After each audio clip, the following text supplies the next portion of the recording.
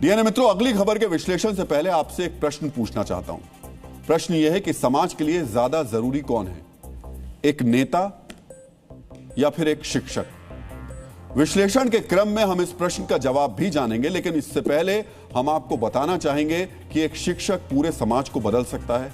एक शिक्षक आपके बच्चों को पढ़ाता है, वो बच्चों का दिमाग और चरित्र बदल देता है। आपके ज्ञान से, अपने ज्ञान से देश का भविष्य गढ़ता है। वहीं एक नेता पॉलिटिकल सिस्टम के लिए जरूरी होता है, वो देश को चलाने वाली नीति बनाता है। शिक्षक का योग्य होना अनिवार्य है, मगर नेता के लिए योग्यता की अनिवार्यता नहीं है। यही नेता नीति बनाते हैं, अपनी सैलरी बढ़ा लेते हैं, लेकिन देश का भविष्य गढ़ने वाला शिक्षक वेतन बढ़ाने वाले सरकारी आदेश की प्रतीक्षा में प्रदर्शन करता रह जाता है। डीएनए मित्रों, एग्जैक्टली यही हुआ ओडिशा में, जहां सैलरी बढ़ाने की मांग कर रहे शिक्षक प्रदर्शन करते रह गए। उनको आश्वस्त करते जो विधायक विधानसभा के अंदर गए, उन्होंने सर्वदलीय सहमति से खुद अपनी ही सैलरी 3 गुना बढ़वा ली। इसलिए आज हम नेताओं के इस नैतिक भ्रष्टाचार का विश्लेषण करेंगे। डीएनए मित्रों, ओडिशा में विधायकों, मंत्रियों और मुख्यमंत्री के वेतन में अप्रत्याशित बढ़ोतरी हुई है। वेतन तो छोड़िए, पेंशन में भी वृद्धि कर दी गई। और सुनिए, नया नियम ऐसा बना दिया गया कि हर 5 साल में वेतन, भत्ता और पेंशन में बढ़ोतरी होगी। एक बात और, अब आगे से जब भी माननीयों की सैलरी बढ़ाने की बात होगी, तब कोई बिल लाने की जरूरत नहीं पड़ेगी, बल्कि एक अध्यादेश के जरिए ही वेतन, पेंशन बढ़ जाएगा। डीएनए मित्रों, सबसे पहले जानिए कि ओडिशा में माननीयों को अब कितने वेतन मिलेगा। एक विधायक को पहले सभी तरीके के भत्ते जोड़कर 1,11,000 रुपए मिलते थे, अब सीधे 3,45,000 रुपए मिलेंगे। इसका अर्थ यह हुआ कि एक ही झटके में माननीयों की सैलरी 3 गुना से ज्यादा बढ़ गई। मुख्यमंत्री को अब हर महीने 3,68,000 रुपए मिलेंगे। विधानसभा के अध्यक्ष को भी अब 3,68,000 रुपए मिलेंगे।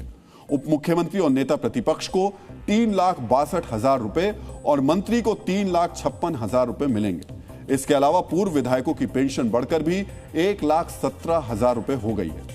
जो ये बढ़ी हुई सैलरी और पेंशन है, वो जून 2024 से लागू होगी। इसका अर्थ ये हुआ कि माननीयों को लाखों रुपए का एरियर भी मिलने वाला है, यानी पिछला पैसा भी मिलने वाला है। डीएनए मित्रों, एक विशेष जानकारी यह भी है कि ओडिशा के विधायकों को अब देश में किसी भी राज्य के विधायक से अधिक वेतन मिलेगा। ध्यान से सुनिएगा, जो ओडिशा देश का 8वां सबसे गरीब राज्य है, देश का 8वां सबसे गरीब राज्य, वहां के विधायकों की सैलरी देश के बाकी किसी भी राज्य के विधायक से ज्यादा होगी। और मजे की बात सुनिए, वैसे तो हर मामले में आरोप प्रत्यारोप, एक दूसरे के सामने खड़े होने वाले, सियासत करने वाले, सियासी बयानबाजी करने वाले पक्ष और विपक्ष इस मामले पर बिल्कुल एक दूसरे के साथ है। सर्वसम्मति से यह फैसला लिया गया है। माननीयों का तर्क यह है कि महंगाई बहुत बढ़ गई है, 2017 से सैलरी बढ़ी नहीं है, इसलिए एक साथ इतनी बढ़ोतरी हुई है। लेकिन इन माननीयों के नैतिक, ये जो इन्होंने काम किया है, और इसको कुछ लोग नैतिक भ्रष्टाचार भी कह रहे हैं, उसके बारे में भी हम आपको बता देते हैं वो क्या है। जिस विधानसभा में बैठकर नेताओं ने अपनी सैलरी बढ़ा ली, उसी के बाहर शिक्षक वेतन बढ़ाने की मांग करते हुए प्रदर्शन कर रहे हैं। सैलरी बढ़ाने, नौकरी रेगुलर करने, बेहतर सर्विस कंडीशन और कई दूसरी मांगों को लेकर शिक्षक सड़क पर हैं। इसमें प्राथमिक विद्यालय के शिक्षक शामिल हैं।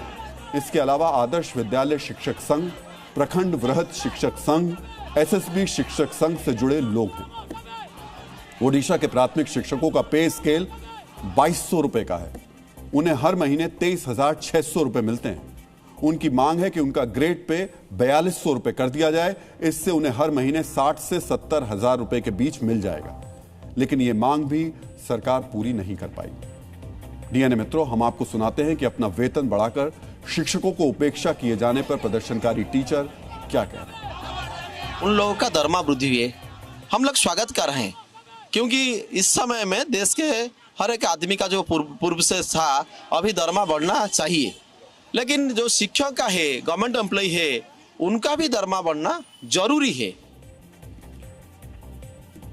डीएनए मित्रों, आपने सुना, ये एक शिक्षक थे जिन्होंने संतुलित बातें कही। इसलिए कहते हैं कि शिक्षक समाज की नींव बनाते हैं। नेता उस नींव पर खड़े होते हैं, और जब खड़े हो जाते हैं तो वो किस तरह जड़ को भूल जाते हैं, इसका प्रत्यक्ष प्रमाण है। शिक्षकों को भूलकर अपनी सैलरी बढ़वाने वाले नेता क्या कह रहे हैं, अब उनको सुनिए जरा। भारतवर्ष में सबसे लोएस्ट सैलरी उड़ीसा के विधायक और पेंशन एक्सएमएल लोग पाते थे। जो अभी मार्केट का सिचुएशन है और जो अभी महंगाई का मार में, उसमें तो ये तो जरूरी है ना। एक विधायक ने जितना तनख्वाह लेते हैं, एक शिक्षक ने ज्यादा लेते हैं। अब इसमें जो सबसे ज्यादा ध्यान देने वाली बात है वो ये है कि पार्टी कोई भी हो, लेकिन सुर बिल्कुल सेम है, सुर बिल्कुल एक है। मित्रों, शिक्षा से जुड़े विशेषज्ञ कहते हैं कि देश में अगर सबसे अधिक किसी को सुविधा मिलनी चाहिए तो वो एक योग्य शिक्षक है, क्योंकि शिक्षक देश के भविष्य के लिए ये किसी भी 100 गुना ज्यादा, किसी से भी ज्यादा जरूरी है। एक योग्य शिक्षक अच्छे नेता, अच्छे डॉक्टर, अच्छे नागरिक, अच्छे इंसान बनाते हैं, लेकिन दुर्भाग्य है कि शिक्षकों की गिनती उपेक्षित लोगों की श्रेणी में होने लगी।